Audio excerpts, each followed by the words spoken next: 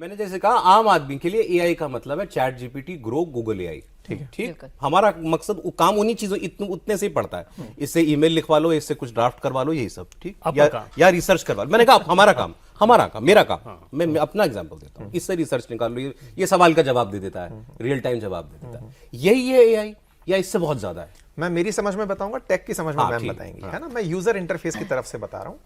आप जितने भी प्रोडक्ट्स अब यूज कर रहे हैं उनको कहीं ना कहीं एआई फैसिलिटेट कर रहा है। फॉर एन इंस्टेंस, मैं आपके पास बात करने के लिए कंटेंट रिसर्च में एआई का यूज कर लिया, या मैं आपके सामने आने से पहले रास्ता तलाश रहा था, गूगल ने गूगल मैप पर एआई इनपुट्स को पहले से ही फीड किया हुआ था कि ये ट्रैफिक एरिया तत्काल प्रभाव से पहले वाले जीपीएस में कंजेशन दिखा रहा था, तो मैं इस कंजेशन को इसको भी बता देता हूं। Immediate congestion, update, automatic, cognitive intelligence मशीनें यूज कर रही हैं। आसान भाषा में कहें तो जो चीजें पहले इंसान अपने अनुभव से सीखता था, अब मशीनें अपने पास अनुभव ऐड करती चली जा रही हैं अपने आप। मशीन लर्निंग कहा जाता है इस पर्टिकुलर विषय को, जिसमें मशीनें सीख रही हैं। इंसान को मशीनों से आगे इसलिए रखा गया था, मशीनें इंटेलिजेंट हो रही हैं। कहते हैं कि इंटेलिजेंस जो शब्द था ना, वो इंसान के लिए यूज किया जाता था। मशीनें तो होती ही काम करने के लिए थी, जिनको ऑर्डर दिया जाता था।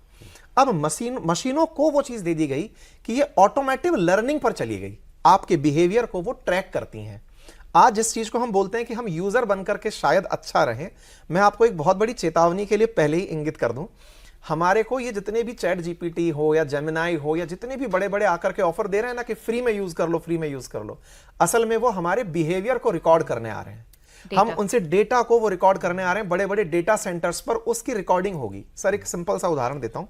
आप अगर गूगल पर जाएं और पूछें कि बेस्ट यूनिवर्सिटी का नाम बताइए, रेफरेंस में था इसलिए बोल दे रहा हूं, यूनिवर्सिटी सर्च करेंगे तो जो टॉप 10 आपको गूगल रिजल्ट्स दिख रहे हैं, उनमें सबसे ऊपर गूगल का अपना एडवर्टाइज है जिसके वो पैसे कमाता है। मतलब पहले आपके सर्चेस को उसने रीड किया, उस पर फिर पैसे कमाकर उसने आपको एक सजेशन दे दिया, कॉर्नर में हल्का सा एडी शब्द यूज कर लिया। इसी प्रकार से गूगल का जो मोनोपोली था उसको टक्कर देने एआई आ गया है। आसान रूप से यह समझिए, आने वाले समय में आपके हर बिहेवियर को उसने पूरी तरह बांट कर रख लिया है कि अंकित अवस्थी एआई से ये सब बातें पूछता है, ये इस तरह की बात खुद सोचता है, ये यूज करता है जाने से पहले, ये तमाम चीजें सामने वाले के बारे में रिसर्च करता है, सारा उसके पास मेरा डेटा रिकॉर्ड है।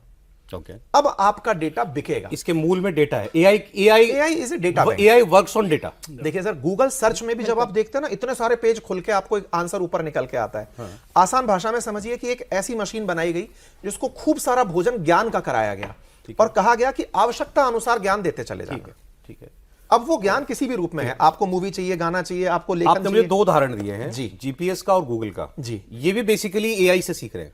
अब सब में सर कॉग्निटिव लर्निंग शुरू हो गई है, मशीन लर्निंग है ये। ठीक है, ये मशीनें सीख रही हैं और आपके अनुभव आने वाले समय में बिकेंगे। मेरी क्वेरीज या मेरी जरूरत का समाधान करने के लिए वो अपने आंसर्स को और इंटेलिजेंट बना रहे हैं। सर आप सोचिए ना, मेरा एक दोस्त अभी हाल ही में कोलकाता की यात्रा पर था, कोलकाता से आगे किसी इंटीरियर में था। ठीक है, वहां जाकर के उन्हें नहीं पता कि उन्हें क्या देखना चाहिए, कहां घूमना चाहिए। गूगल उन्हें सेल्फ सर्च में रिजल्ट दे रहा है कि आप इस जगह के नजदीक हैं, आप ये घूम के आ सकते हैं। पहली बात, आपका जीपीएस ऑलरेडी अकाउंट्स के थ्रू ट्रैक हो गया। आपको किन चीजों की जरूरत पड़ सकती है, आपको अमेज़न आपके टॉप पर दिखा रहा है कि आपको इन चीजों की जरूरत पड़ सकती है। वो कैसे जान रहा है? आपके बिहेवियर को वहां पर ट्रैक करके बेचा जा चुका है। ठीक है, डेटा ना बिके इसीलिए भारत डेटा प्राइवेसी चिल्लाता आया है। अब इस पूरे इस सब के बीच में भारत कहां है कुमुद जी? मतलब जैसे मैंने जो इनसे पूछा था, हम केवल यूजर हैं? नहीं, मैं अगर आंकड़ों की बात करूं तो $12 बिलियन हमारा इकोनॉमी 2022 में एआई से हमारे जीडीपी का जो कंट्रीब्यूशन है वो था, और 2025 में यही आंकड़ा करीब 250 से $300 बिलियन पहुंच गया है एआई से। तो और आंकड़ों के हिसाब से जैसा कि इन्होंने कहा कि एआई जो है वो एक डेटा मॉन्स्टर कहा जा सकता है उसको। वो लर्न करता है, ग्रो करता है और स्प्रेड करता है जैसे जैसे उसको डेटा मिलता जाता है। और आपको उदाहरण के तौर पे मैं बताऊं कि चैट जीपीटी का जो 5.0 है, 4.0 ने ही उसको लिखा है। तो मतलब आप ये सोचिए कि मशीन लर्निंग की जहां हम बात कर रहे हैं, तो चैट जीपीटी जो खुद लिखा गया है वो भी चैट जीपीटी के थ्रू लिखा गया है। सॉफ्टवेयर ने अपना वर्जन, नया वर्जन खुद लिख दिया। उन्होंने खुद, मतलब ऐसा नहीं है कि पूरा का पूरा प्रतिशत, बट बहुत सारा प्रतिशत उसका जो कोड है वो 4.0 से ही आया है। तो इस तरह से मशीन लर्न कर रही हैं। एक हमारे टेक्नोलॉजी में बहुत ही इम्पॉर्टेंट एस्पेक्ट बोला जाता है सिंगुलैरिटी को।